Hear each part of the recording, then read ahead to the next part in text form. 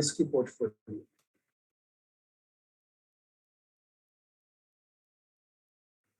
Okay, many things we have studied about portfolio in second semester also. अब the second semester में पढ़ेगा कि कुराहरू continue हुँदै अब हामीले अलिक बढी एक्सटेन्सन गर्छौँ यहाँनिर खास गरी chapter 4 and chapter 5 मा दुईटा च्याप्टर यो दुईटा च्याप्टर भनेको completely devoted to portfolio theory and asset pricing model.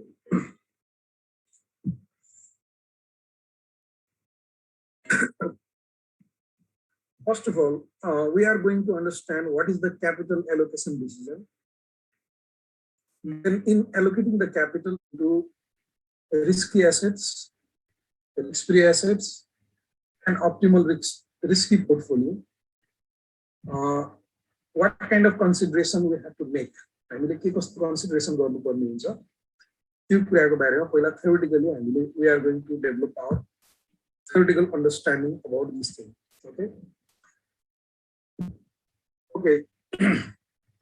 Risks and risk aversion. पहिला हामीले पढ्नुपर्ने कन्सेप्टहरु यो है. So whenever we talk about capital allocation, so capital allocation simply refers to the allocation of your investment funds into risky asset and risk-free asset. हामीसँग भएको investment fund लाई risky asset र risk-free asset हरुमा allocation गर्ने decision लाई हामीले capital allocation भनेर भन्ने गर्छौं. And the main objective of capital allocation is to simply form the efficient portfolio. हामीले यसको लागि efficient portfolio form गर्ने. You know what is the efficient portfolio? Efficient portfolio भनेको के हो? So efficient portfolio is the portfolio of asset which offers higher return for given level of risk or lower risk for a given level of return. You know, for a given level of risk हुँदाखेरि बढी return offer गर्ने वा एउटा given level of return हुँदाखेरि कम risk offer गर्ने पोर्टफोलियोलाई हामीले efficient portfolio भन्ने गर्छौं. हामीले efficient portfolio को बारेमा धेरै कुराहरू पढाएका छौं. जस्तै risky asset को efficient portfolio भन्यो भने यो एउटा यस्तो प्रकारको कर्व सबैलाई याद होला. यस्तो प्रकारको कर्व हैन यो efficient फ्रन्टियरमा पर्ने सबै पोर्टफोलियोलाई हामीले efficient portfolio भनेर भन्छौं. जहाँ पर्ने पोर्टफोलियोले अरु पोर्टफोलियोलाई either in terms of risk or in terms of return or both आधारमा के गरेको हुन्छ denominate गरेको हुन्छ. So forming an efficient portfolio, if you are going to consider the risky asset and risk-free asset in your portfolio, then in that case, forming an efficient portfolio involves two-step process. Okay. First of all, you have to determine the composition of risky asset. Okay. जस्तै कि हाम्रो पोर्टफोलियोमा के हुन्छ भने एउटा risk-free asset हुन्छ, एउटा risk-free asset हुन्छ. Capital allocation decision गर्दा plus अर्को हाम्रो risky portfolio हुन्छ. Okay. So we are going to form the portfolio of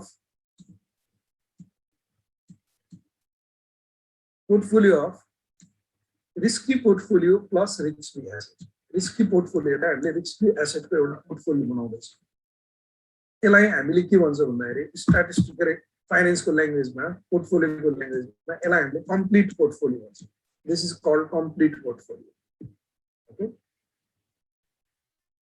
Complete portfolio. So in a complete portfolio, or we can call it total portfolio, we are going to make the composition of some risky asset, and it is the composition of risky asset itself is called the risky portfolio. And to that risky portfolio, we are going to add a risk-free asset also. Your risky portfolio and risk-free asset level add also in a given proportion, in a certain proportion, and that becomes our complete portfolio or total portfolio. So in capital allocation decision, our ultimate objective is to form a complete portfolio. Okay, and the complete portfolio should be efficient one. The complete portfolio पनि कस्तो हुनुपर्छ, efficient हुनुपर्छ. that must offer the higher rate of return for a given level of risk, or that must impose lower level of risk for a given level of return.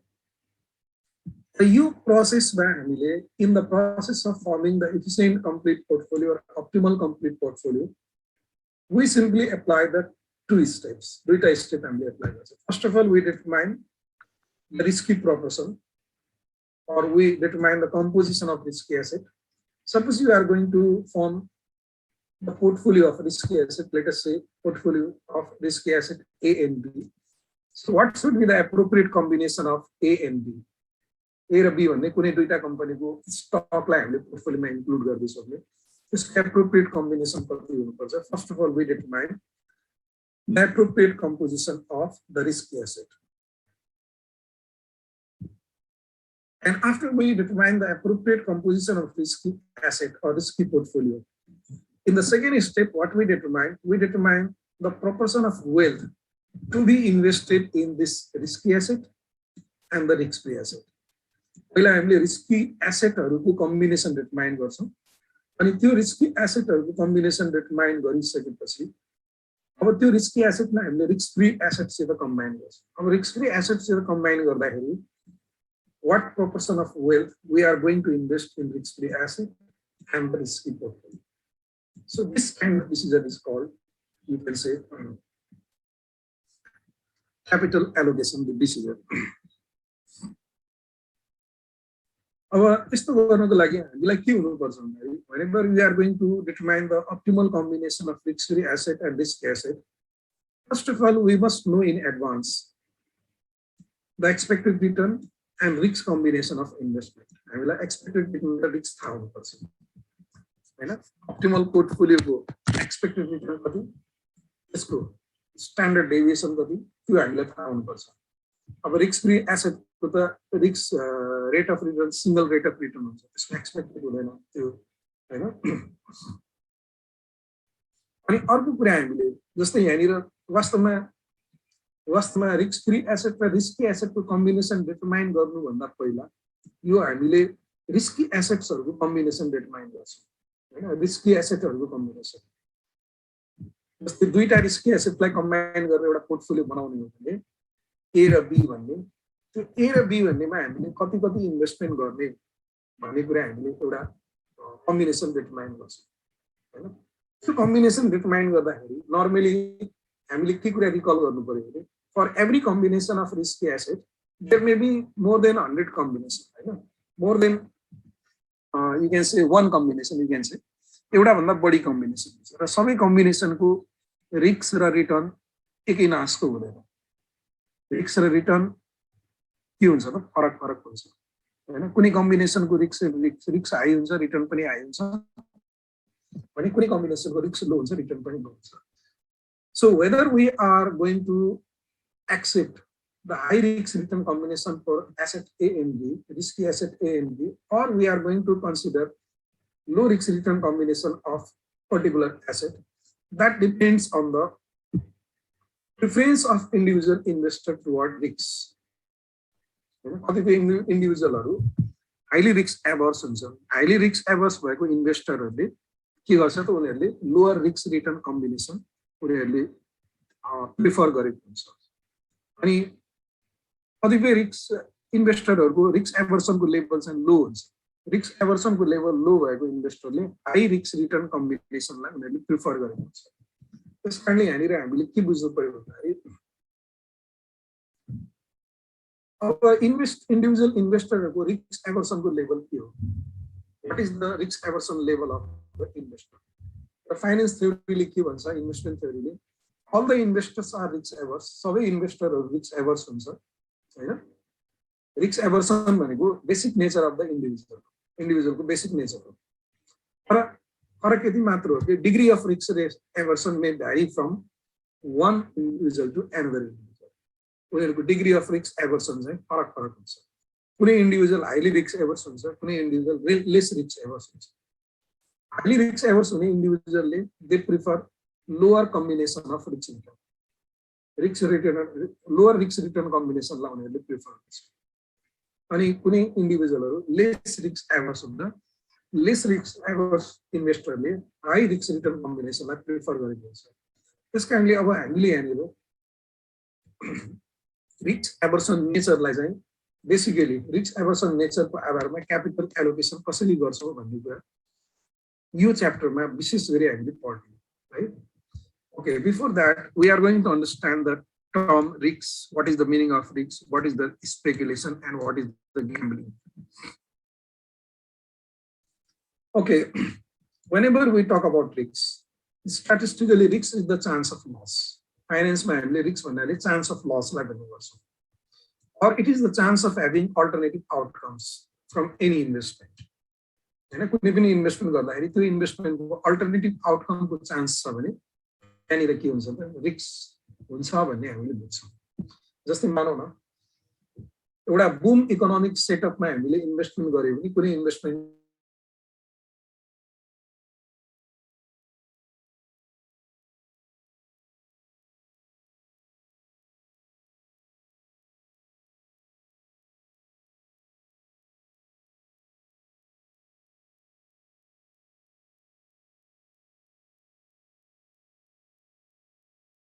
हैन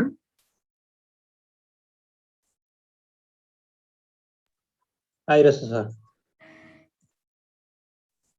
okay अब कुनै पनि alternative outcome risky इन्भेस्टमेन्टबाट हामीले पाउने alternative outcome भनेको के हो भन्दाखेरि जस्तै कि कमिङ पिरियडमा सपोज स्टेट अफ इकोनोमी हाम्रो इकोनोमीको अवस्था कस्तो हुन्छ भनेर हामीले एउटा फोरकास्टिङ गर्छौं एउटा डिफरेन्ट स्टेट अफ इकोनोमीमा एउटा एसेटले दिने रिटर्न भनेको फरक फरक हुन्छ त्यसलाई हामीले अल्टरनेटिभ आउटकम भन्छौं हैन त कुनै पनि अल्टरनेटिभ आउटकम हुने चान्स भएको इन्भेस्टमेन्टलाई हामीले रिस्की इन्भेस्टमेन्ट भन्छौं if you have a certain return छ भने त्यो रिस्की इन्भेस्टमेन्ट भयो जस्तै कि नर्मली हामीले बैंकमा अब सर्टिफिकेट अफ डिपोजिटमा हामीले इन्भेस्टमेन्ट गर्यो भने सर्टेन आउटकम आउँछ त्यस्तै गरी गएर ट्रेजरी बिलमा इन्भेस्टमेन्ट गर्यो भने सर्टेन आउटकम आउँछ त्यहाँनिर अल्टरनेटिभ आउटकम हुँदैन so if there is a chance of you can say having alternative outcome from any investment then we can call it risk and actually the risk is the variability associated with alternative rate of return which is measured by the standard deviation okay alternative rate of return ko variability लाई हामीले risk भनेर भन्ने गर्छौं जसलाई हामीले standard deviation के रे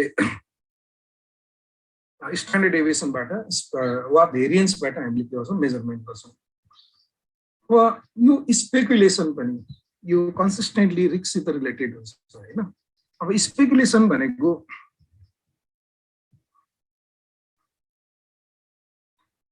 कुनै पनि इन्भेस्टमेन्ट हैन कुनै पनि इन्भेस्टमेन्टमा एउटा भनौं न कन्सिडरेबल रिस्कलाई कम्पेन्सेट गर्नको लागि यदि त्यसले एउटा त्यो लेभलको रिटर्न दिन्छ भने हैन कुनै पनि रिस्क के हुनुपर्छ भन्दाखेरि के रे रिटर्न के हुनुपर्छ भन्दाखेरि रिस्कलाई कम्पेन्सेट गर्ने लेभलमा हुनुपर्छ suppose you are expecting to invest in a particular share of common stock and you consider your investment is more risky than other investment, then you will be motivated to have investment in that particular common stock only if that is going to offer commensurate gain भन्छ के त्यसलाई commensurate gain offer गर्यो भने मात्र हामीले त्यसमा investment गर्न हामी रेडी हुन्छौं हैन रिटर्न के हुनु पर्यो रिस्क को कन्सिस्टेन्ट लेभलमा हुनु पर्यो हैन अर्थात यो भनेको के हो भन्दाखेरि if you are going to consider any alternative that has higher risk but lower return then you are not going to understand that. अब त्यसलाई हामीले considerable investment risk भन्छौं. The considerable investment risk भनेको के भन्दाखेरि risk is sufficient to affect the investment decision. इन्भेस्टमेन्ट डिसिजनलाई affect गर्नको लागि रिस्क चाहिँ सफिसिएन्ट छ. भने हामीलाई के चाहिन्छ भने commensurate gain चाहियो. That means commensurate gain means risk is sufficient to affect the investment decision. So if the level of risk is higher, then the level of return should be capable of compensating the investment risk that we assume. हामीले assume गर्ने investment risk like compensate गर्ने खालको gain हुनुपर्छ, अर्थात् गेनले हामीलाई risk premium offer गरेको हुनुपर्छ, sufficient risk premium offer गरेको हुनुपर्छ। यदि रिस्क प्रिमियम सफिसिएन्ट छैन भने हैन, it does not compensate the additional level of risk involved in the investment alternative, and in that case the investor is sure to reject the investment alternative. यदि additional level of risk involve कुनै पनि एसेटमा छ भने त्यसलाई compensate गर्नको लागि sufficient risk premium हुनुपर्छ। यदि रिस्क प्रिमियम सफिसिएन्ट छैन भने इन्भेस्टरले त्यो अल्टरनेटिभमा इन्भेस्टमेन्ट गर्दैन है। अब अर्कोतर्फ हामीले रिस्क र स्पेकुलेसनलाई एउटै लेभलमा हामीले मेजर गर्छौँ हैन, किनभने स्पेकुलेटिभ इन्भेस्टमेन्टहरुमा बढी रिस्क हुन्छ र स्पेकुलेटिभ इन्भेस्टमेन्ट भनेको रिस्की इन्भेस्टमेन्टलाई हामीले भन्छौँ। So if you are going to involve in any kind of speculative investment, then you are assuming higher level of risk. And to motivate the investor for higher level of risk, the speculative investment must offer higher rate of return. Higher rate of return offer गर्नुपर्छ। तर यदि त्यो कुरालाई यदि हामीले if any investment alternative involves investment risk but with no risk premium, यानी risk premium छैन, risk प्रिमियमको कुनै एउटा कन्सिडरेसनै छैन भने त्यसलाई हामीले ग्याम्बलिङ भन्ने गर्छौँ। Okay, so gambling does not involve commensurate gain. Commensurate gain हुँदैन, अर्थात् रिस्कलाई कम्पेन्सेट गर्ने गेन चाहिँ त्यसमा हुँदैन।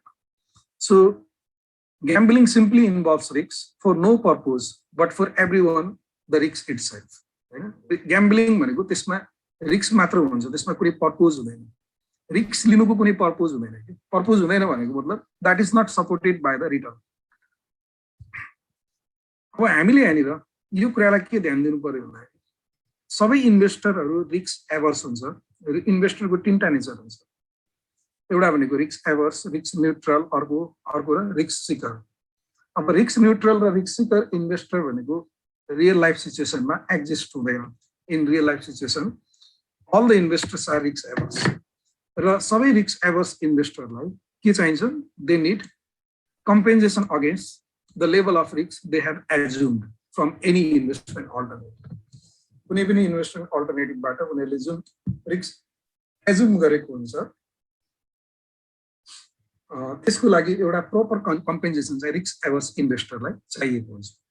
त भन्नुको अर्थ हामीले के बुझ्नु पर्यो भन्दाखेरि यदि कुनै इन्भेस्टमेन्टमा risky investment ma bhanau na, if any kind of risky investment does not involve the risk premium, then we call it gambling. यसलाई हामीले gambling भन्छौँ। रिस्क रिवार्ड को एउटा प्रोपर रेसियो हुनुपर्छ। हामीले रिस्क लिएको रिस्कको आधारमा रिवार्ड चाहिँ सफिसिएन्ट हुन्छ कि हुँदैन।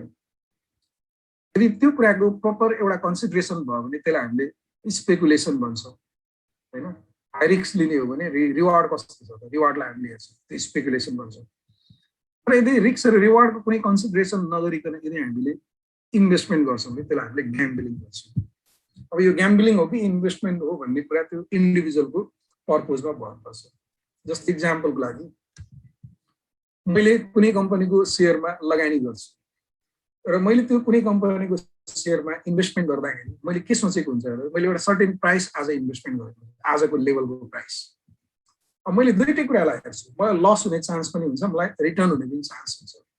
लस हुने चान्स भयो भने मलाई यतिसम्म प्राइस घट्छ भन्ने एउटा मेरो क्यालकुलेसन हुन्छ, गेन हुने चान्स भयो भने मेरो यतिसम्म प्राइस बढ्छ भन्ने मेरो एउटा क्यालकुलेसन हुन्छ। र साथसाथै मैले त्यहाँनिर एउटा स्ट्राटेजी पनि एप्लाई गर्छु कि यतिसम्म लस हुने चान्स छ, यतिसम्म गेन हुने चान्स छ। अब लस र गेनको जुन रेसियोलाई मैले हेर्छु कि त्यसलाई मैले ख्याल गर्छु कि मलाई लस हुने चान्स भन्दा गेन हुने चान्स चाहिँ बढी छ, गेनको प्रोबेबिलिटी हाई छ भने मैले त्यहाँनिर इन्भेस्टमेन्ट गर्छु। त्यो मेरो के हो? स्पेकुलेसन हो हैन। तर रिस्क र रिटर्नको कुनै कन्सिडरेसन बिना नै यदि हामीले हावाको भरमा इन्भेस्टमेन्ट गर्छौँ भने that is not called speculation, that is called gambling.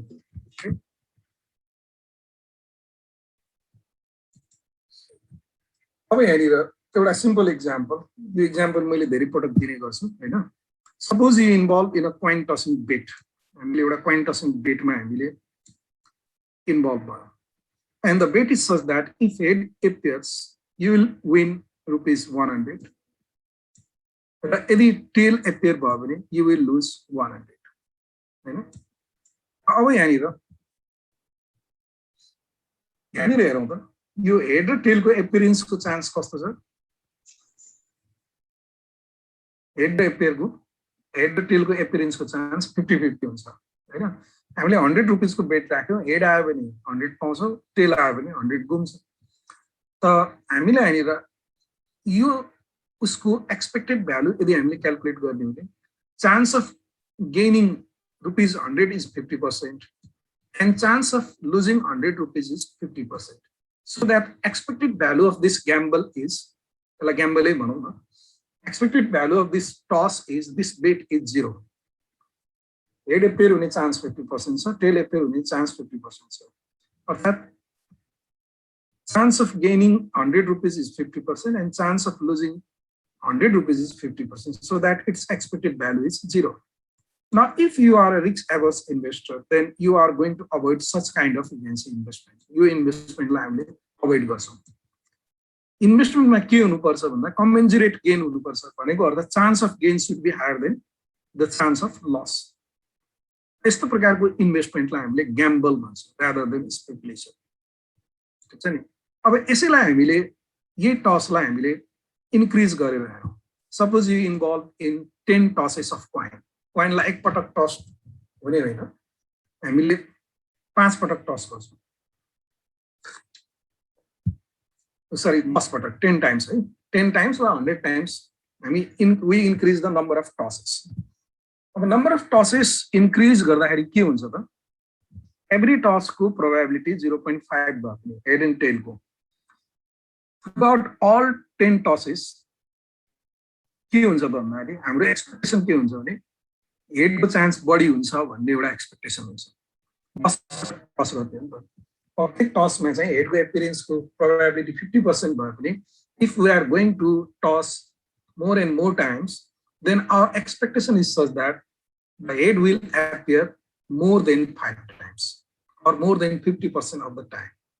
यस्तो प्रकारको हुन्छ त यहाँनिर के हुने भन्दाखेरि यस्तो केसलाई हामीले स्पेकुलेसन भन्ने गर्छ ग्याम्बलिङ भन्दा स्पेकुलेसन भन्ने गर्छ कुरो बुझ्यो नि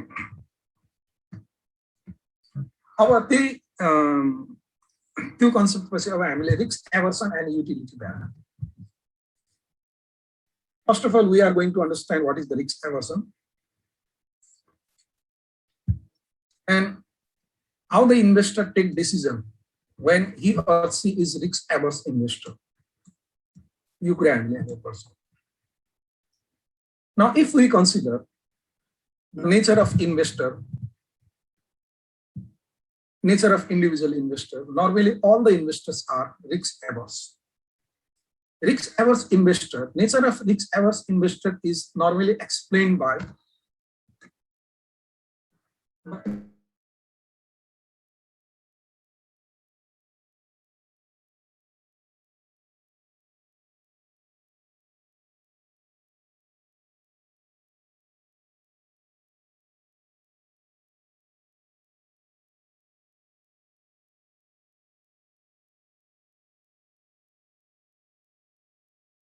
individual investor को पर्सपेक्टिभ बाट हामीले हेर्ने हो भने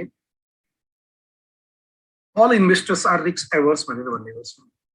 And how do we understand the risk aversion nature of the investor? Always the risk averse investor prefer higher expected return and lower standard deviation or variance of the expected return. जहिले पनि यो individual investor risk averse हो भन्ने कुरा they prefer high return to low risk. Low risk को सट्टामा उले high return prefer गरेको छ भनेको अर्थ if any investor is given the choice of several alternatives then risk averse investor normally is going to prefer the investment alternative with higher level of expected return and lower level of risk. अर्थात यसलाई अर्को तरिकाले पनि भन्न सकिन्छ यदि several alternative हरुको risk को level same छ भने रिस्क एभर्स इन्भेस्टरले जहिले पनि higher expected return भएको अल्टरनेटिभलाई उले एक्सेप्ट गर्छ वा you can put it in other way also. Several alternative हरुको रिटर्न को लेभल सेम छ भने Risk averse investorले जहिले पनि लो रिस्क भएकोलाई सिलेक्सन गर्छ. So his or preference is toward higher level of expected return and lower level of risk. So if we consider the nature of individual investor on the basis of risk, then we can find three types of investor: risk averse, risk neutral, or risk seeker. So when we talk about the risk averse investor, they prefer risky investment only that if the investment alternative, risky investment alternative, is going to offer the additional risk return or risk premium above the risk free rate.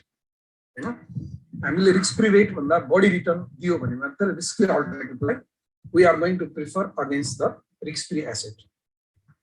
जस्तै एउटा risk free asset ले 6% return दिएको छ भने अब कुनै इन्भेस्टरलाई हामीले risky investment मा यदि मोटिभेट गर्ने भने that risky investment must offer additional return above the risk free rate. 6% भन्दा बढी रिटर्न दिनुपर्छ. जुन बढी रिटर्नलाई हामीले के भन्छ रिस्क प्रिमियम भन्ने गर्छ. अब यो किन यस्तो हुन्छ भन्ने कुराको विभिन्न थ्योरेटिकल एक्सप्लेनेसनहरु छ जसमध्ये हामीले एउटा युटिलिटी थ्योरीलाई बेस्ट बनाउन सक्छौं. हैन, utility theory provides the best explanation of the risk aversion nature of individual.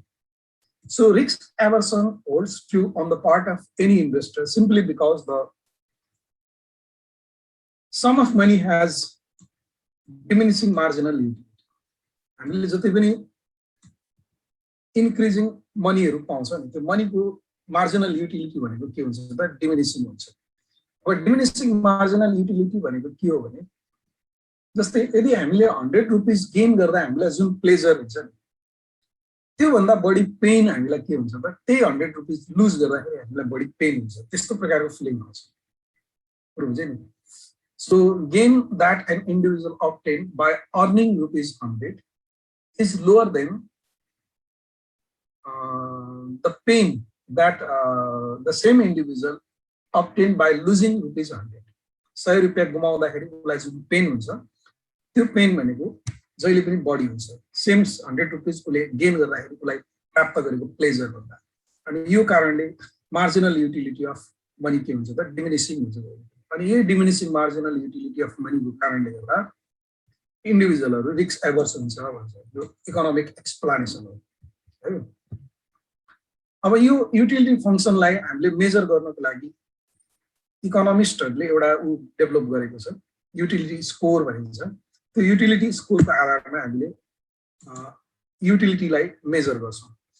अब युटिलिटी स्कोरलाई धेरै तरिकाले क्याल्कुलेसन गरिन्छ. त्यसमध्ये एउटा क्याल्कुलेसनको तरिका यो हो. Utility score for any investment is the expected return minus half of A. है. अब यो ए को मिनिङ चाहिँ रिस्क एभर्सन इन्डेक्स भन्छ यो ए लाई. हाफ अफ ए अनि sigma square standard deviation of square यो गरे भने युटिलिटी स्कोर आउँछ. हैन. जस्तै मानौ एकछिनको लागि यहाँनिर हामीलाई तीनटा पोर्टफोलियो दिएको छ. Portfolio X Y Z. अब हामीसँग एउटा certain level of risk free rate of return छ. हैन. रिस्क प्रिमियम छ अनि एक्सपेक्टेड रिटर्न छ र यो रिस्क चाहिँ स्ट्यान्डर्ड डेभिएसन मेजर गरेको है. स्ट्यान्डर्ड डेभिएसनले मेजर गरेको छ 4%, 8%, 12%. हैन. अब मानौ त्यहाँनिर तीनटा इन्भेस्टरहरु छ पी क्यू र आर भन्ने. There are 3 investor and 3 investors are going to consider these 3 portfolio. हैन. पी ले क्यू ले र आर ले तीनटा इन्भेस्टरले तीनटा पोर्टफोलियो कन्सिडर गर्दैछ. पोर्टफोलियो एक्स, पोर्टफोलियो वाइ र पोर्टफोलियो जेड. र यो तीनटा इन्डिभिजुअलहरु सबै के हो रिस्क एभर्स इन्भेस्टर हो. रियालिटीमा सबै इन्भेस्टरहरु रिस्क एभर्स हुन्छ. हैन. अब थ्योरेटिकली रिस्क सिकर र रिस्क न्यूट्रल इन्भेस्टर पनि हुन्छ. Risk seeker investor, they simply look into the level of risk. They do not care about the return. And risk neutral investor ले risk like पनि care गर्दैन. उनीले खाली return लाई हेर्छ. हैन. तर रियालिटीमा के हुन्छ भने सबै इन्भेस्टरहरु रिस्क एभर्स हुन्छन् जसले रिस्क र रिटर्न दुवैलाई हेर्ने गर्छ. And they prefer high return low risk. तर यो रिस्क एभर्सन नेचर भइकन पनि के हुन्छ भने इन्डिभिजुअलहरुको रिस्क एभर्सनको डिग्री चाहिँ के हुन्छ फरक फरक हुन्छ कुनै इन्भेस्टर बढी रिस्क एभर्स हुन्छ कुनै इन्भेस्टर कम रिस्क एभर्स हुन्छ अब हामीले यो तीनटा इन्डिभिजुअलको पी क्यू एन्ड आर को मानव उनीहरूको डिग्री अफ रिस्क एभर्सन चाहिँ फरक फरक छ र त्यो डिग्री अफ रिस्क एभर्सनलाई हामीले एउटा इन्डेक्सले मेजरमेन्ट गर्छौं सपोज हामीले रिस्क एभर्सन इन्डेक्स भन्छौं so risk aversion index for A is P is 2 Q is 4 and R is 6 अब यो पोर्टफोलियोहरुको हामीले युटिलिटी क्याल्कुलेसन गर्दा सिम्पली के गर्ने हो भने एक्सपेक्टेड रिटर्न भनेको 8% भयो यो फिक्स हुने भयो हैन अनि स्ट्यान्डर्ड डेभिएसनको स्क्वायर भनेको यो 4% को स्क्वायर हुने भयो यो पनि फिक्स्ड हुने भयो खाली के फरक हुने भने ए मात्र फरक हो ए को भ्यालु इन्डिभिजुअल एक्स को केसमा ए को भ्यालु 2 हुने भयो सरी इन्डिभिजुअल पी को केसमा इन्डिभिजुअल क्यू को केसमा ए को भ्यालु 4 हुने भयो हैन यो फर्मुला लगाएर है सबैले र इन्डिभिजुअल आर को केसमा ए को भ्यालु 6 हुने भयो है अब यसैबाट हामीले युटिलिटी स्कोर चाहिँ क्याल्कुलेसन गर्छौं जस्तै एक्जाम्पलको लागि मैले के गरे भने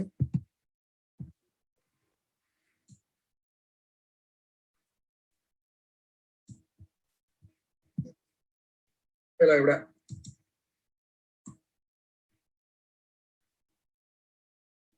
यसमा क्याल्कुलेसन गर्ने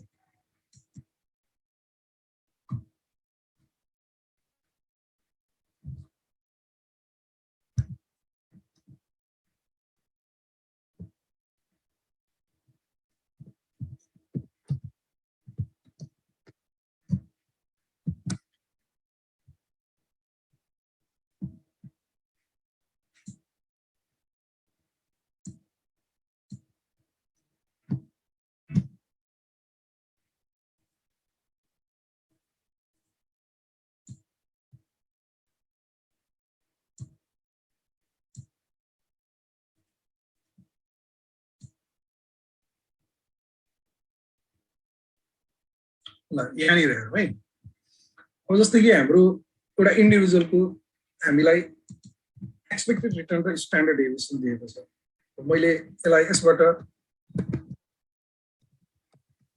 calculation of utility score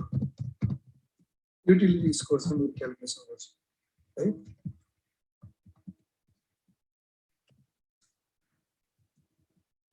for individual P को क्याल्कुलेसन गर्नु P भन्ने इन्डिभिजुअल यसलाई मैले एउटा टेबलमा गर्दा सजिलो हुन्छ है टेबलमा insert table portfolio X Y Z अनि यो एक्सपेक्टेड रिटर्न स्ट्यान्डर्ड डेभिएसन र युटिलिटी यति कलम गर्नु है पोर्टफोलियो एक्स वाई जेड यो इन्डिभिजुअल पी को लागि यसको expected return portfolio X Y Z को एक्सपेक्टेड रिटर्न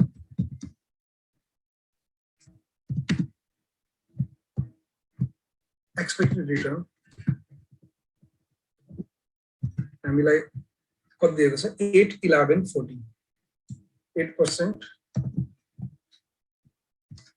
यसलाई हामीले 0.08 भनौं डेसिमलमा लेख्नुपर्छ यो 11% र 14% अनि स्ट्यान्डर्ड डेभिएसन अर्को हामीलाई दिएको छ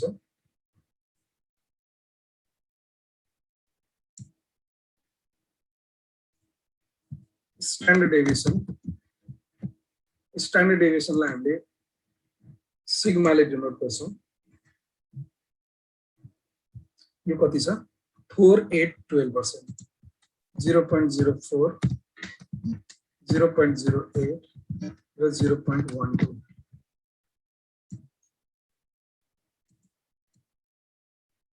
अब हामीले युटिलिटी स्कोर क्याल्कुलेसन गर्छौं utility score U is equal to हाम्रो फर्मुला के छ एक्सपेक्टेड रिटर्न हैन expected return minus half of the A sigma square यो हो एक्सपेक्टेड रिटर्न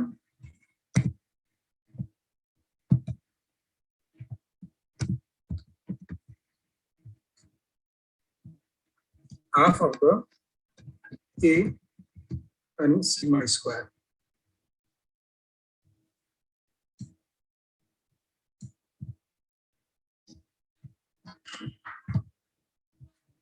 अब यहाँनिर यो हाफ किन युज गर्यो भन्ने कुरा आउँछ नि। यो हाफ भनेको के भन्दाखेरि यो एउटा कन्भेन्सन भएको छ के इन्भेस्टमेन्ट वर्ल्डमा। हामीले टेक्निकल एनालिसिस गर्दा पनि हामीले जति रिस्क लिन्छौँ त्योभन्दा बढी हाम्रो रिटर्न हुनुपर्छ भनेको छ। बढी भनेको कति, अब कम्तीमा डबल हुनुपर्छ। 5% रिस्क छ भने 10% रिटर्न हुनुपर्छ भन्ने एउटा मान्यता छ कि एउटा कमन एउटा मान्यताको आधारमा यो युटिलिटी स्कोर यसरी पनि क्याल्कुलेट गर्न सकिन्छ। अब हामीले इन्डिभिजुअल पी को लागि utility score of individual P for X को यदि हामीले क्याल्कुलेट गर्नु पर्यो भने हाम्रो सिम्पली यहाँनिर के हुने भयो, एक्सपेक्टेड रिटर्न भनेको 0.08 माइनस हाफ अफ ए भनेको रिस्क एभर्सन इन्डेक्स यसको कति छ 2 छ हैन, अनि स्ट्यान्डर्ड डेभिएसन कति छ 0.042 स्क्वायर। यो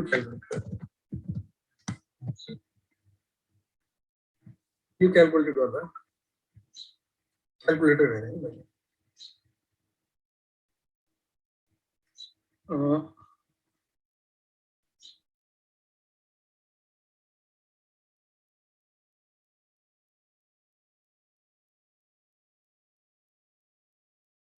0784 हैन। त्यस्तै गरी utility score for individual P for portfolio Y को एक्सपेक्टेड रिटर्न 11 छ, 2 यो भयो, स्ट्यान्डर्ड डेभिएसन 0.08 छ।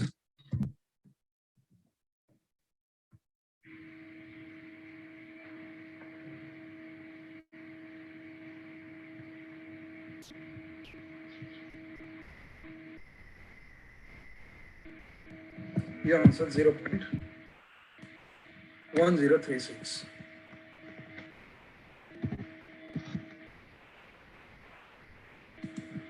अनि त्यस्तै गरी individual P for Z is 14% half to 0.12. 0.12 square into 2 divided by 2 minus 0.14. 0.1256.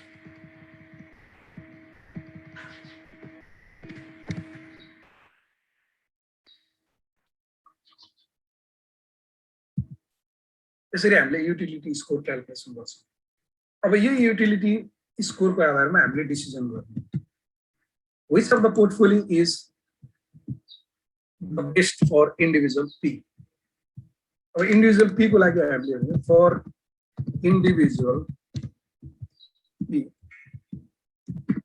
portfolio utility कुनमा मैक्सिमाइज भएको छ, Z मा हैन, Z मा युटिलिटी मैक्सिमाइज भएको छ, सबैभन्दा बढी युटिलिटी उसले Z मा पाउँछ। The portfolio Z is preferable because it has the highest utility score. हामीले यसरी युटिलिटी स्कोरको आधारमा डिसिजन गर्छौँ। मतलब इन्डिभिजुअल पीले चाहिँ जेड भन्ने पोर्टफोलियोमा इन्भेस्टमेन्ट गर्यो भने उसले बढी युटिलिटी प्राप्त गर्छ। त्यस्तै गरी हामीले युटिलिटी स्कोर क्यू को लागि पनि आर को लागि पनि क्याल्कुलेट गर्न सक्छौँ। यु क्यान ट्राई इट है, यो स्लाइडमा छ, ट्राई गरी हुन्छ।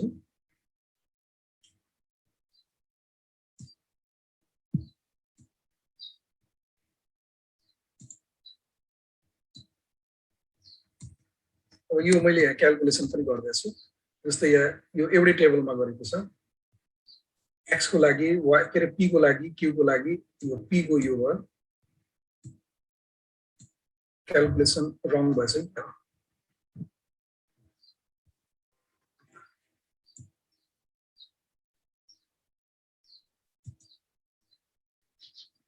हैन ठिकै हो।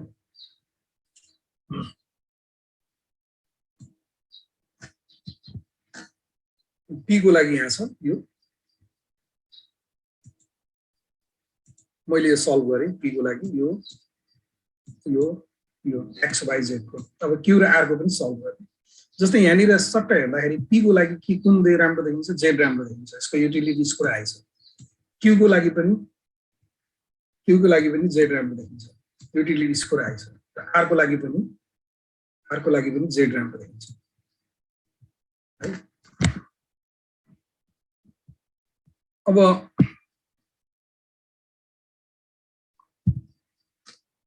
यो P को भन्दा Q को युटिलिटी स्कोर कम आयो Z को अझ कम आयो कारण के भन्दाखेरि उनीहरुको रिस्क एभर्सन डिग्री चाहिँ फरक भएकोले R भन्ने हाइली रिस्क एभर्स छ हैन R को सबैभन्दा युटिलिटी स्कोर सबैभन्दा हाई छ त्यसकारण यसको युटिलिटी स्कोर चाहिँ रे रिस्क एभर्सन इन्डेक्स हाई छ युटिलिटी स्कोर भन्दा रिस्क एभर्सन इन्डेक्स 6 छ त्यो कारणले रिस्क एभर्सन इन्डेक्स हाई भएको कारणले सेम अल्टरनेटिभ को लागि PQR को युटिलिटी स्कोर चाहिँ सबैभन्दा R को कम छ यदि तिनीलाई कम्पेयर गर्ने यसरी हामीले क्याल्कुलेट गर्छौं है अब यसलाई हामीले यो युटिलिटी स्कोरलाई सर्टेनिटी इक्विभ्यालेन्ट रिटर्न पनि भन्छ सर्टेनिटी इक्विभ्यालेन्ट रिटर्न भनेको के हो भने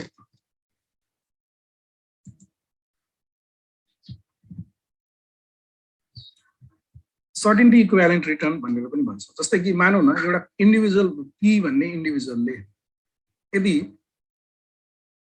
यो पोर्टफोलियो Z लाई प्रिफर गर्छ यसको युटिलिटी स्कोर सबैभन्दा हाई छ भने अब उलाई हामीले रिस्क फ्री अल्टरनेटिभ दियौं भने उले रिस्क फ्री अल्टरनेटिभमा इन्भेस्टमेन्ट गर्दैन उले पोर्टफोलियो Z मा इन्भेस्टमेन्ट गर्छ रिस्क फ्री अल्टरनेटिभ पनि इक्वली पोर्टफोलियो Z जतिकै प्रिफरेबल हुनको लागि रिस्क फ्री अल्टरनेटिभले दिने रेट अफ रिटर्न कम्तीमा 0.1256 or 12.56% हुनुपर्छ हैन P को लागि यदि रिस्क फ्री अल्टरनेटिभले 12.56% रिटर्न दिन्छ भने उले Z मा इन्भेस्टमेन्ट गर्नु र अल्टरनेटिभ रिस्क फ्री अल्टरनेटिभमा इन्भेस्टमेन्ट गर्नु उसको लागि एउटै हो अनि Q को लागि के हो त्यही कुरा पोर्टफोलियो Z मा इन्भेस्टमेन्ट गर्नु र रिस्क फ्री अल्टरनेटिभमा इन्भेस्टमेन्ट गर्नु उसको लागि समान हुन्छ यदि रिस्क फ्री अल्टरनेटिभले 0.1112 भनेको 11.12% रिटर्न दिन्छ भने त्यही भएर यसलाई हामीले सर्टेनिटी इक्विभ्यालेन्ट रिटर्न भनेर भन्ने गर्छ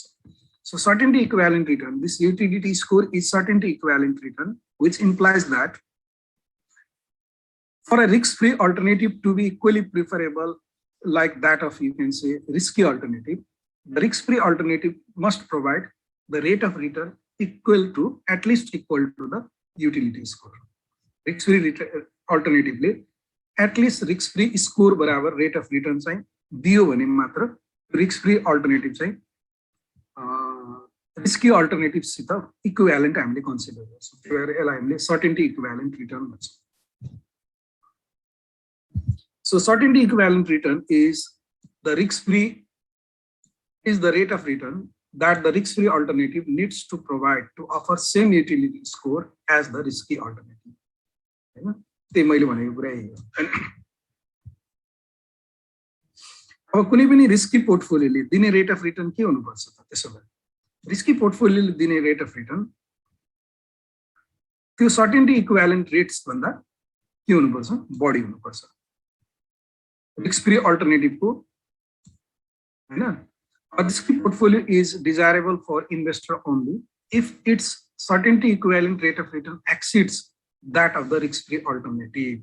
अब हामीले जस्तै यही कुरामा अब इन्डिभिजुअल P लाई यो तीनटा पोर्टफोलियोको चोइस दियो भने उले पोर्टफोलियो Z एक्सेप्ट गर्छ किनकि यसको युटिलिटी स्कोर हाई छ अब पोर्टफोलियो Z मा र रिस्क फ्री एसेटमा कुन चाहिँ एक्सेप्ट गर्ने भनेर भन्यो भने नर्मली रिस्क फ्री अल्टरनेटिभ को रिटर्न यो 12.56 भन्दा हाई भयो भने रिस्क फ्री अल्टरनेटिभलाई एक्सेप्ट गरिन्छ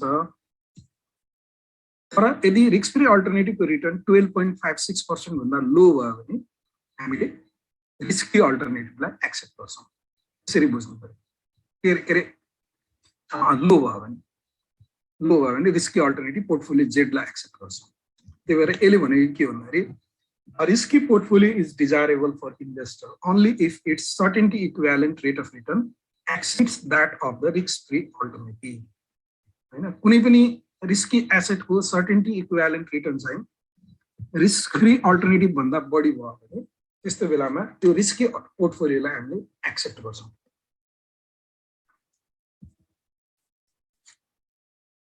भनेको अर्थ सिम्पल के हुनु पर्यो, रिस्की अल्टरनेटिभको certainty equivalent rate of return वा युटिलिटी स्कोर रिस्क फ्री अल्टरनेटिभको रेट अफ रिटर्न भन्दा हाई हुनु पर्यो। लो भयो भने प्रिफर गरिदिएर, लो भयो भने रिस्क फ्री एसेट नै राम्रो हुन्छ इन्भेस्टरको लागि। Okay, this is the way. अब यहाँनिर हामीले अघि हामीले 3 प्रकारको इन्भेस्टर हुन्छ रिस्क एटिट्युडको आधारमा भनेको। अब एउटा त रिस्क एभर्स भइहाल्यो, रिस्क एभर्सले त्यसरी डिसिजन गर्छ। अब रिस्क सिकर र रिस्क न्युट्रलको केसमा के हुन्छ? So when we consider the risk seeker investor, the risk seeker investor always prefer high level of risk. If he or she is given several investment alternatives with different level of risk, then the investor is said to be risk seeker if he or she is going to prefer the one with high level of investment risk. Risk seeker ले कहिले पनि return लाई हेर्दैन हैन, they simply enjoy taking risks. Risk लिन चाहिँ ऊ enjoy गरिहाल्छ। तर नर्मल सिचुएसनमा मान्छेले के गर्छ भने रिस्क यदि लिने हो भने उसले रिटर्नलाई पनि हेर्छ। त्यही भएर रिस्क सिकर इन्डिभिजुअल चाहिँ रियल लाइफमा एक्जिस्ट हुँदैन भनेको। अनि रिस्क न्युट्रलको नेचर कस्तो हुन्छ भन्दाखेरि risk neutral investor is totally indifferent toward risk. उसलाई रिस्क प्रति कुनै आस्था हुँदैन, वास्ता हुँदैन, बेवास्ता गर्छ उसले रिस्कलाई। They simply evaluate any portfolio on the basis of return. रिटर्नलाई मात्रै हेर्ने गर्छ। रिटर्नलाई मात्रै हेरेर यदि डिसिजन लिने कुनै इन्भेस्टर रियल लाइफमा छ भने त्यसलाई हामीले रिस्क न्युट्रल भन्छौँ। तर रियल लाइफमा त्यस्तो इन्डिभिजुअल पनि हुँदैन। Individual investor do not look into only level of return, level of रिटर्नको साथसाथै उसले रिस्कलाई पनि हेर्ने गर्छ। So risk neutral investor has also no, you can say does not exist in the real life. सबै इन्भेस्टरहरू रिस्क एभर्स नै हुन्छ। अब हामीले रिस्क न्युट्रल इन्भेस्टरको यदि मार्जिनल युटिलिटी अफ वेल्थ मनीलाई हेर्ने हो भने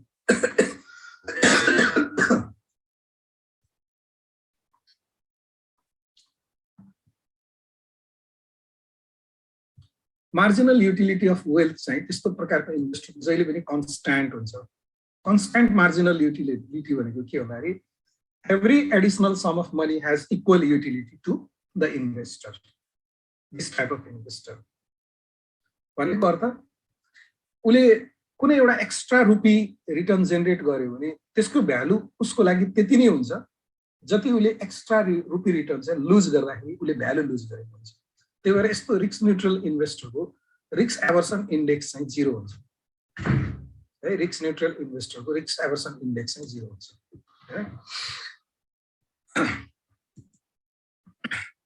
उसको लागि जहिले पनि लेभल अफ रिस्क भनेको के हुन्छ, इरिलेभेन्ट हुन्छ, रिस्कलाई हेर्दैन। अनि कुनै पनि रिस्की पोर्टफोलियोलाई उसले इभ्यालुएसन गर्दाखेरि कुनै पनि पोर्टफोलियोलाई इभ्यालुएसन गर्दा उसले simply evaluate on the basis of expected return, रिटर्नलाई मात्रै हेर्ने गर्छ है। जो कि रियल लाइफ सिचुएसनमा यस्तो हुँदैन है। मान्छेले जहिले पनि पोर्टफोलियो इन्भेस्टमेन्ट वा एसेट इन्भेस्टमेन्टलाई इभ्यालुएट गर्दा उसले रिटर्नको साथमा रिस्क पनि हेर्ने गर्छ। त्यही भएर एउटा यो दुईटा एक्सट्रिम नेचर हो कि जुन एक्सट्रिम नेचर चाहिँ रियल लाइफ सिचुएसनमा एक्जिस्ट हुँदैन। एकदम एमेच्योर भन्दा एमेच्योर इन्भेस्टरले पनि जहिले पनि रिस्क र रिटर्नलाई हेर्ने गर्नुपर्छ है। अनि रिस्क सिकर अल्टरनेटिभ इन्भेस्टरले जहिले पनि they always prefer the risky alternative.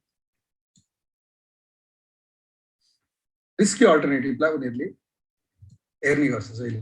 भनेको अर्थ they prefer enjoying the risk, रिस्कलाई इन्जोय गर्छ उनीहरूले, इन्जोय गर्न उनीहरूले प्रिफर गरेको हुन्छ है। They do not look into the level of return, रिटर्नको लेभलमा लेभललाई उनीहरूले हेर्दैन। अब जस्तै यहाँनिर हामीले यो एउटा कर्भ हेरेछु होइन, जस्तै यसमा के छ भन्दाखेरि यो पोर्टफोलियो एक्स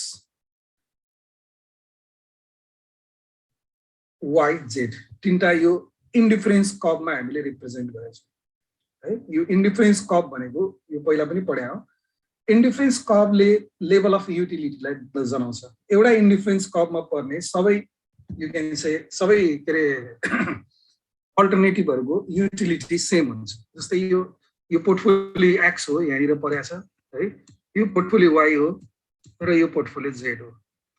यो तीनटै पोर्टफोलियोहरू एउटै इन्डिफरेन्स कर्वमा परेको छ। र एउटा इन्भेस्टरको लागि एक्स वाई जेडले दिने युटिलिटी सेम हुन्छ भन्ने हामीले बुझ्छौँ, because they fall in the same utility curve or indifference curve. अब इन्डिफरेन्स कर्व भनेको के हो? It is a locus of point representing different risk return combination which offers the same level of utility to individual investor होइन। Different risk return कम्बिनेसनको एउटा locus of पोइन्टलाई हामीले indifference curve भन्छौँ, जुन लोकस अफ पोइन्टहरूले इन्भेस्टरको लागि same level of utility represent गर्छ होइन। अब यहाँनिर हामीले यो तीनटा अल्टरनेटिभलाई इभ्यालुएसन गर्छौँ। एउटा इन्डिभिजुअलको लागि कुन चाहिँ प्रिफर हुन्छ भनेर भन्दाखेरि, जस्तो कि एक्सनको लागि मानौँ, यदि हामीले पोर्टफोलियो एक्सलाई कन्सिडर गर्ने हो होइन, एक्सलाई कन्सिडर गर्ने हो भने यो एक्स भन्ने पोर्टफोलियो के छ भन्दाखेरि योभन्दा यता पर्ने बिलो अर्थात् क्वाड्रेन्ट 4 मा पर्ने होइन। क्वाड्रेन्ट 4 मा यो फोर्थ क्वाड्रेन्टमा पर्ने कुनै पनि पोर्टफोलियो भन्दा होइन, कुनै पनि पोर्टफोलियो भन्दा यसको एक्सपेक्टेड रिटर्न कि त बढी छ कि त इक्वल छ। जस्तै यहाँ कुनै पर्यो भने एक्सपेक्टेड रिटर्न के हुने भयो? बराबर हुने भयो, तर रिस्क के हुने भयो? लो हुने भयो। यो पोर्टफोलियोको क्वाड्रेन्ट 4 यो लेभलमा पर्ने, यो लेभल भनौँ न, यो लेभलमा पर्ने, यो लेभलमा पर्ने कुनै पनि पोर्टफोलियोहरू भन्दा यसको एक्सपेक्टेड रिटर्न हाई छ वा बराबर छ, तर रिस्क के छ? लो वा बराबर छ भन्ने बुझ्नुपर्छ होइन। अब यदि हामीले कुनै पनि इन्भेस्टरलाई यदि हामीले पोर्टफोलियो सिलेक्सन गर्न दियौँ भने एक्स वाई जेड होइन, एक्स वाई जेड मध्ये कुनै पनि पोर्टफोलियो सिलेक्सन गर्न दियो भने उसले कुन चाहिँ पोर्टफोलियोलाई सिलेक्सन गर्छ? रिस्क एभर्स इन्भेस्टरलाई, कुनै रिस्क एभर्स इन्भेस्टरलाई पोर्टफोलियो एक्स वाई जेड को सिलेक्सन गर्न दियो भने उसले कुनलाई सिलेक्सन गर्छ?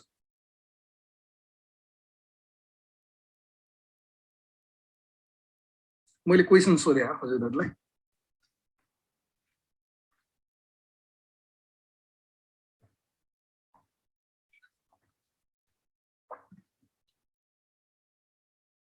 If any individual is given a choice among portfolio X, Y, and Z, then which of the portfolio he or she is going to prefer?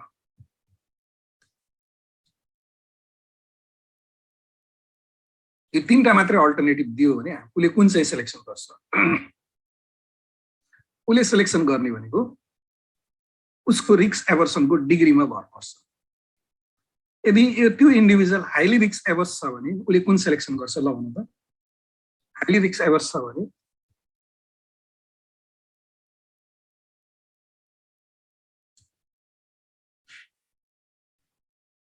highly risk averse investor is going to select the portfolio Y.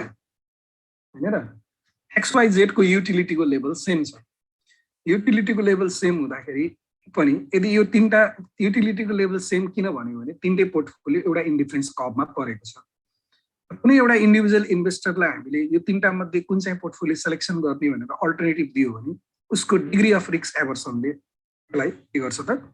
Determine गर्छ।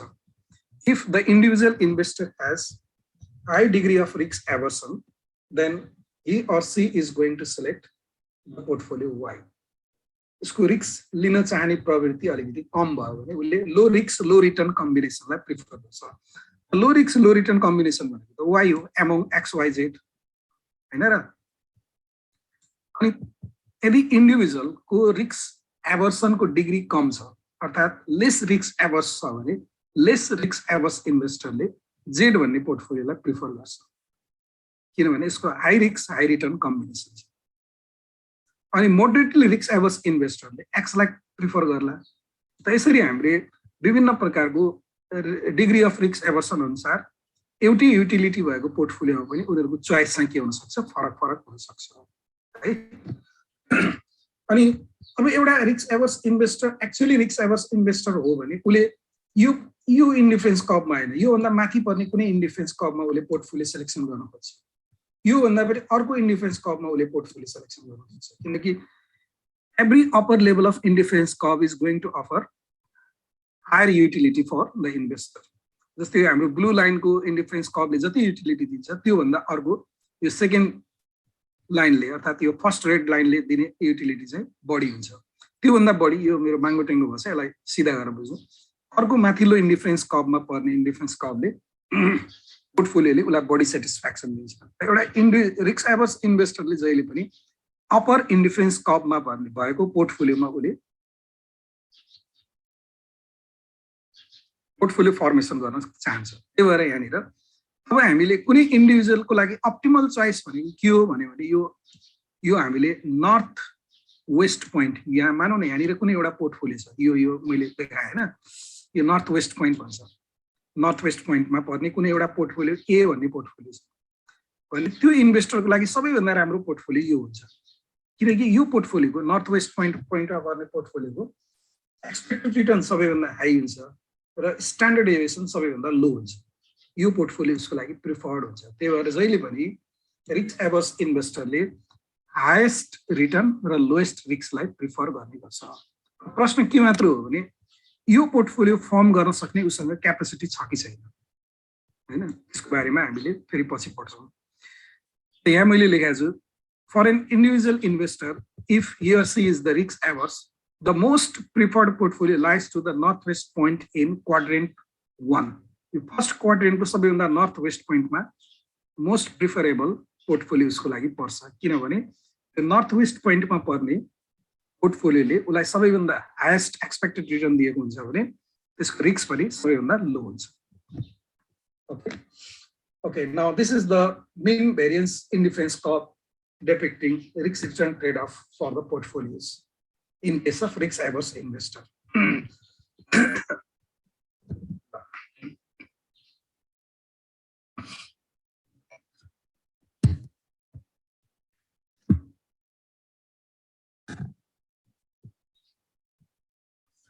Now, we are going to understand the capital allocation across risky and risk-free portfolios. हामीले risky र risk-free portfolios हरुमा risky asset र risk-free asset को combined portfolio लाई यो मा कसरी हामीले capital allocate गर्ने, कति risk-free asset मा लगानी गर्ने, कति चाहिँ risky asset मा लगानी गर्ने। अब यदि हामीले level of risk लाई compare गर्ने हो भने विभिन्न asset क्याटेगोरीहरु, विभिन्न एसेट क्लासेसहरुको लेभल अफ रिस्क लाई कम्पेयर गर्ने हो भने ट्रेजरी बिल लाई सबैभन्दा सेफ इन्भेस्टमेन्ट भन्छ। हैन, ट्रेजरी बिलमा कुनै प्रकारको रिस्क हुँदैन, त्यसमा डिफल्ट रिस्क हुँदैन, म्याच्युरिटी रिस्क हुँदैन, लिक्विडिटी रिस्क हुँदैन, हैन, कुनै प्रकारको रिस्क हुँदैन। ट्रेजरी बिल लाई सबैभन्दा सेफेस्ट इन्भेस्टमेन्ट भन्छ। That's why treasury bill is called risk free asset. Now if we consider long term bond issued by the corporation, and long term bonds are riskier than the treasury bill. Treasury bill भन्दा long term bond हरु अलिकति risky हुन्छ, हैन, किनभने पहिलो कुरा त यसमा म्याच्युरिटी रिस्क हुन्छ, किनकि long term भएको हुनाले म्याच्युरिटी पिरियड हाई भएको हुनाले म्याच्युरिटी रिस्क हुन्छ। अनि अर्को कुरा यो कर्पोरेसनले इस्यु गरेको हुनाले केही हदसम्म यसको डिफल्ट रिस्क पनि हुन्छ। That's why long term bonds are considered riskier than the treasury bill. Now, still there are some other risky alternatives in the capital market. For example, common stock. Common stock is considered highly speculative securities. Common stock like them highly speculative security भन्छ र त्यसको रिस्कको level भनेको long term बन्डको भन्दा पनि बढी हुन्छ। अब हामीले यहाँनिर के कुरा गर्नु पर्यो भन्दाखेरि, if you are going to invest in long term bond instead of treasury bill, then you seek higher rate of return from the long term bond, and still higher rate of return you seek from the common stock if you invest in common stock as opposed to the long term bond. Long term bond भन्दा common stock मा लगानी गर्दा हाम्रो return high हुनुपर्छ, हैन।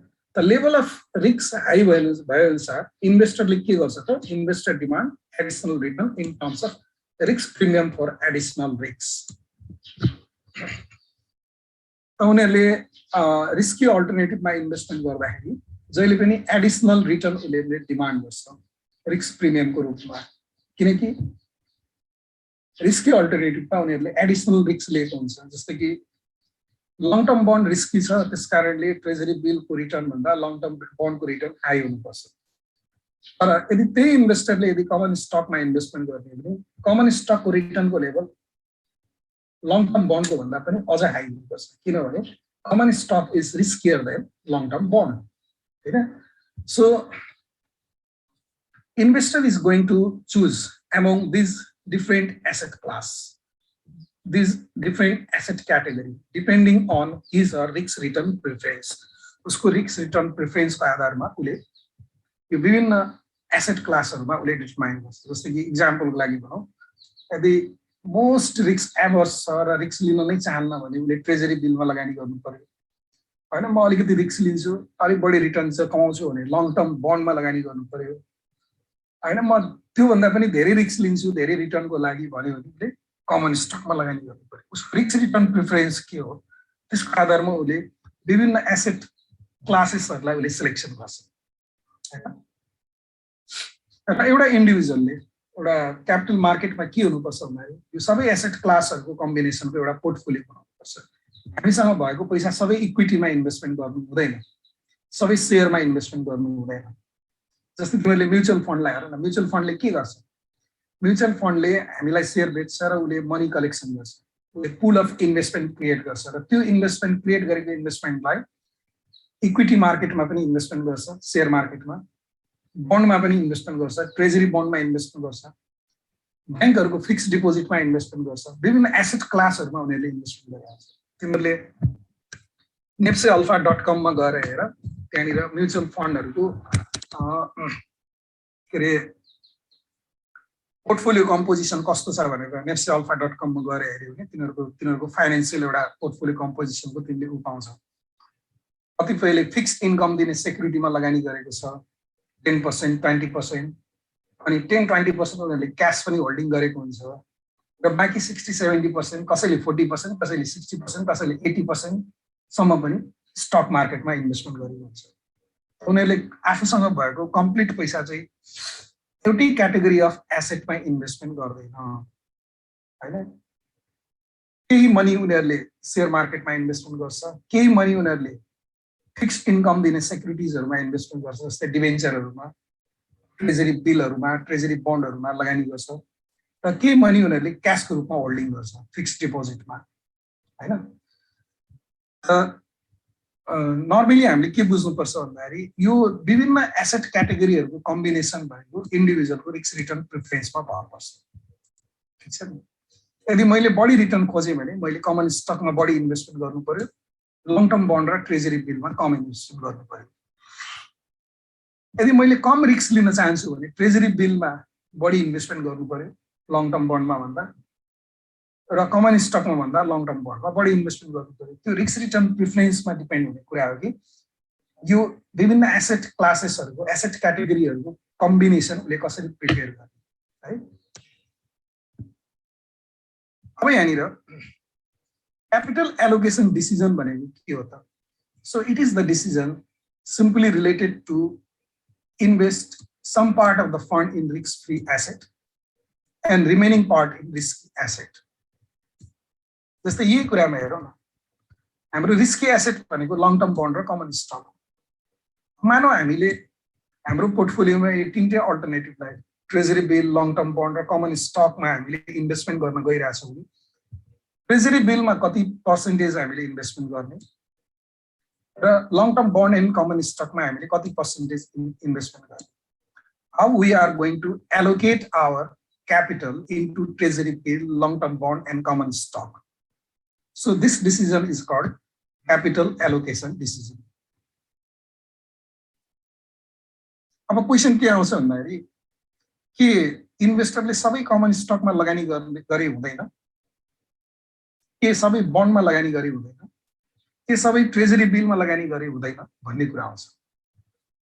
हुन त हुन्छ तर इन्डिभिजुअलहरुको रिस्क रिटर्नको प्रिफरेन्स फरक फरक हुन्छ त रिस्क रिटर्नको प्रिफरेन्स फरक फरक भएको हुनाले कसैले कमन स्टकमा बढी लगानी गर्छ बन्डमा भन्दा र कसैले ट्रेजरी बिलमा बढी लगानी गर्छ हैन उनीहरुको रिस्क रिटर्नको प्रिफरेन्स फरक फरक हुन्छ त खाली के भन्दाखेरि यो डिफरेन्ट क्याटेगोरी अफ एसेटहरुको कम्बिनेसन प्रिपेयर गरेर इन्भेस्टरले आफ्नो ओभरअल रिस्कलाई के गर्न सक्छ कन्ट्रोल गर्न सक्छ है यदि कुनै एउटा इन्भेस्टर हाइली रिस्क एभर्स नेचरको छ भने उले चाहिँ बढी भन्दा बढी ट्रेजरी बिलमा इन्भेस्टमेन्ट गर्छ लङ टर्म बन्डमा इन्भेस्टमेन्ट गर्छ कमन स्टकमा भन्दा यदि कुनै इन्भेस्टर चाहिँ अलिकति लेस रिस्क एभर्स छ उले बढी रिस्क लिन खोज्छ रिटर्नको लागि फेरि यहाँनिर रिटर्न भन्ने भुल्नु भयो हाई रिटर्नको लागि यदि हाई रिस्क लिन खोज्छ भने उले सामान्यतया कमन स्टकमा बढी इन्भेस्टमेन्ट गर्छ त्योभन्दा अलिकति कम बन्डमा इन्भेस्टमेन्ट गर्छ र सबैभन्दा कम उले ट्रेजरी बिलमा इन्भेस्टमेन्ट गरेको हुन्छ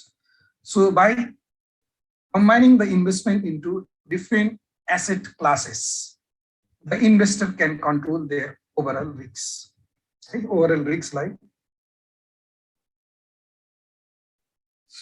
control गर्न सक्छ यही कुरा यहाँनिर भनेको यदि हामीले सिंगल रिस्क क्लास एसेटमा लगानी गर्नु भन्दा एउटा रिस्क क्लासको एसेटमा खाली ट्रेजरी बिलमा मात्रै वा लङ टर्म बन्डमा मात्रै वा कमन स्टकमा मात्रै लगानी गर्नु भन्दा यदि हामीले ब्रोड रिस्क क्लास एसेटहरुमा लगानी गर्यो भने हामीले के गर्न सक्छौं त रिस्कलाई धेरै कन्ट्रोल गर्न सक्छौं त्यही भएर हामीले पोर्टफोलियोको थ्योरी पढ्ने नै त्यही we are going to allocate our money into different risk classes asset to control the investment risk rather than single risk class asset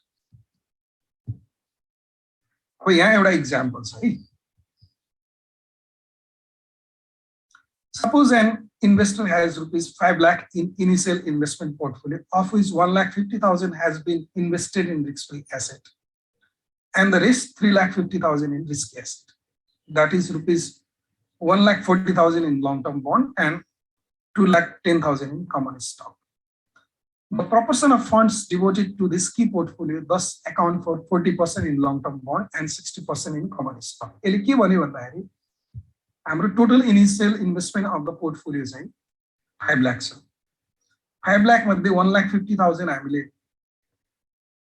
risk free एसेटमा लगानी गरेछौं मानव ट्रेजरी बिलमा लगानी गरेछौं बाँकी रहेको 3,50,000 चाहिँ हामीले रिस्की एसेटमा लगानी गरेछौं र यो 3,50,000 लाई हामीले कसरी एलोकेट गरेछौं 1,40,000 लङ टर्म बन्डमा र 2,10,000 कमन स्टकमा इन्भेस्टमेन्ट गरेछौं भने यो हाम्रो लङ टर्म बन्ड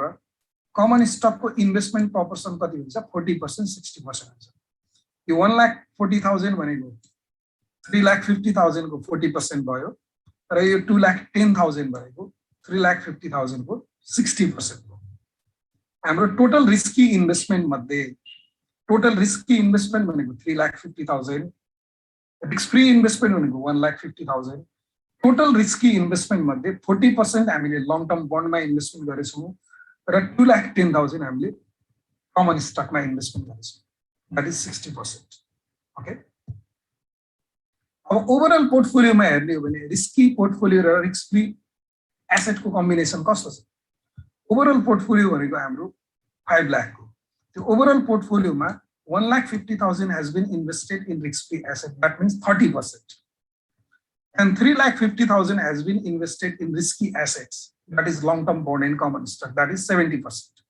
हाम्रो रिस्क फ्री एसेटमा 30% छ रिस्की पोर्टफोलियोमा हाम्रो 70% छ र त्यो 70% को पनि 40% 1,40,000 long term bond मा छ र 60% 2,10,000 common stock मा छ so this is our combination of the wealth अब यसलाई हामीले यसरी भन्छौं है अब हामीले यहाँनिर सिम्पली हेर्छौं कि रिस्की प्रोपोर्सन भनेको इन्भेस्टमेन्ट इन रिस्की एसेट हाम्रो 70% छ मैले अघि भने 5 लाखमा 3,50,000 भनेको कति 70% अनि रिस्क फ्री प्रोपोर्सन हाम्रो कति 30% यसलाई हामीले 1 - y भन्छौं रिस्की प्रोपोर्सनलाई y भनिन्छ 1 - y भन्यो भने त्यो रिस्क फ्री प्रोपोर्सन हामीले total 5 लाखमा 1,50,000 we have invested in risk free asset so that our risk free proportion is 30%. Then what is our proportion of bond in overall portfolio? Overall portfolio भनेको 5 लाख हो हैन, overall portfolio भनेको 5 लाख हो। 5 लाखमा हाम्रो बन्डको investment कति छ? 1,40,000 छ। 1,40,000 डिवाइडेड बाइ 5 लाख गरेको त्यो कति आउँछ? त्यो चाहिँ 28% आउँछ। Proportion of wealth invested in bond on the overall portfolio. त्यस्तै गरी ओभरअल पोर्टफोलियोमा हाम्रो 2,10,000 कमन स्टकमा इन्भेस्टमेन्ट छ भनेपछि कमन स्टकको investment proportion in overall portfolio कति भयो? 210 divided by 500, 5 lakh. 2,10,000 divided by 5 lakh गर्यो भने कति आउँछ त? यो 42% आउँछ है। यसरी हामीले यो क्याल्कुलेट गर्यौं दिएको फिगरबाट। अब given this market value of initial portfolio and proportion of funds invested, if the investor in desires to reduce or his total portfolio risk, what she can do? यदि उले ओभरअल पोर्टफोलियो रिस्कलाई रिडक्सन गर्नु पर्यो भने उले के गर्न सक्छ ल भन्नु त? अहिले उसको के छ भन्दाखेरि 30% रिस्क फ्री प्रोपोर्सनमा इन्भेस्टमेन्ट छ, 70% रिस्की प्रोपोर्सन रिस्की पोर्टफोलियोमा इन्भेस्टमेन्ट छ। अब यो केसमा, यो गिभन केसमा यदि कुनै इन्भेस्टरले आफ्नो पोर्टफोलियोको ओभरअल रिस्कलाई यदि घटाउनु पर्यो भने उले के गर्छ?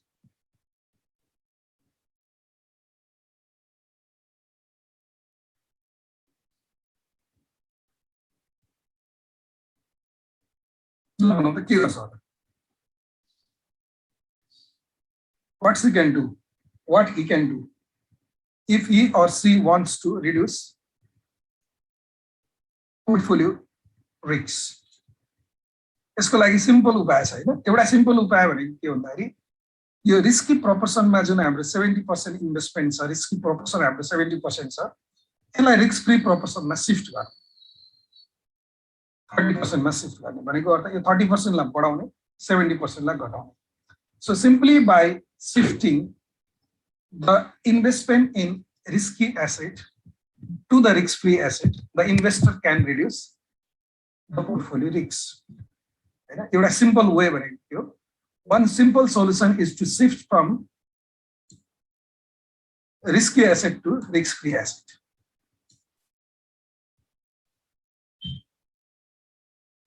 अब जस्तै मानौँ न इन्भेस्टरले रिस्की इन्भेस्टमेन्टको प्रोपोर्सनलाई 70% छ, त्यसलाई घटाएर 50% गर्यो भने के हुन्छ? त्यो भयो भने टोटल पोर्टफोलियो रिस्क चाहिँ के हुन्छ? रिड्युस हुन्छ हैन। किनकि रिस्की एसेटमा गर्ने हाम्रो इन्भेस्टमेन्टको प्रोपोर्सन घट्ने बित्तिकै टोटल पोर्टफोलियो रिस्क चाहिँ डिक्लाइन हुने भयो। ठीक छ। म एकदमै रिस्कै लिँदैन भने उसले 100% रिस्क फ्री एसेटमा इन्भेस्टमेन्ट गर्नु पर्यो हैन। 100% रिस्क फ्री एसेटमा इन्भेस्टमेन्ट गर्नु पर्यो। रिस्की पोर्टफोलियोमा उसले जीरो इन्भेस्टमेन्ट गर्नु पर्यो हैन। म केही रिस्क लिन्छु भने some proportion you can invest in risky portfolio.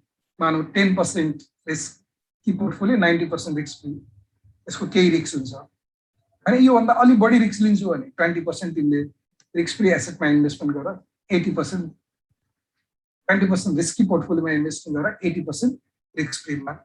By varying the proportion of investment into risk-free asset and risky portfolio, the investor can affect the total portfolio risks. Or simply, by investing more proportion of wealth into risk-free asset, the investor can reduce the overall riskiness of the portfolio. Overall riskiness लाई उले घटाउन सक्छ। बुझ्यो नि? एउटा solution चाहिँ यो भयो। यो चाहिँ सिम्पल सल्युसन भयो है। अब आजलाई यसो गरौँ, आजलाई यति गरौँ हैन। बाँकी चाहिँ हामी अर्को क्लासमा पढौँला। अब यो डिस्कसनबाट हामीले के बुझ्नुपर्छ भन्दाखेरि दुईटा कुरा ख्याल गरिन्छ।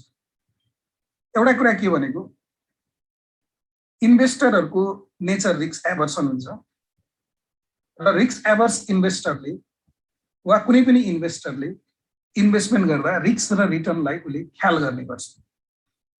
किनभने रिस्क र रिटर्नले नै उसको युटिलिटीलाई डिटरमाइन गर्छ हैन। High level of return means higher utility, high level of risk means lower utility. युटिलिटीको जहिले पनि रिटर्नसित पोजिटिभ रिलेसन हुन्छ, रिस्कसित नेगेटिभ रिलेसन हुन्छ। त्यही भएर अघि हामीले युटिलिटी स्कोर क्याल्कुलेट गर्दा एक्सपेक्टेड रिटर्न माइनस गर्यो नि, माइनस गरेको कारण के भन्दा रिस्कसित त्यसको युटिलिटीको नेगेटिभ रिलेसन हुन्छ।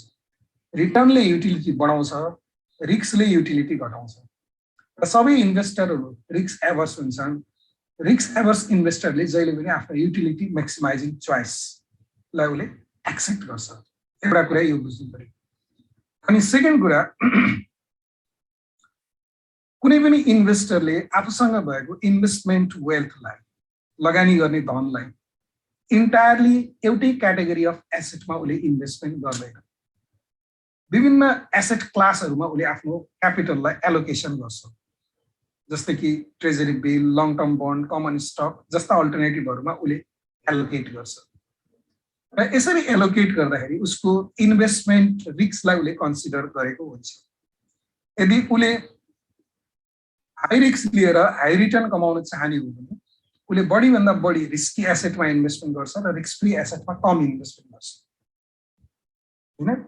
त्यस्तै उसले लो रिस्क लिएर लो रिटर्न कमाउन चाहन्छ भने उसले बढीभन्दा बढी रिस्क फ्री एसेटमा एलोकेट गर्छ आफ्नो वेल्थलाई र कमभन्दा कम चाहिँ रिस्की एसेटमा एलोकेट गर्छ।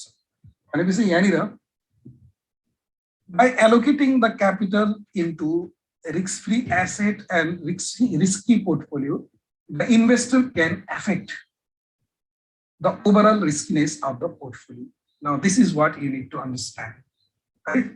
ल यति बुझेपछि अब बाँकी हामी अर्को क्लासमा पढ्छौँ। आजलाई मैले यति गरेँ। हुन्छ?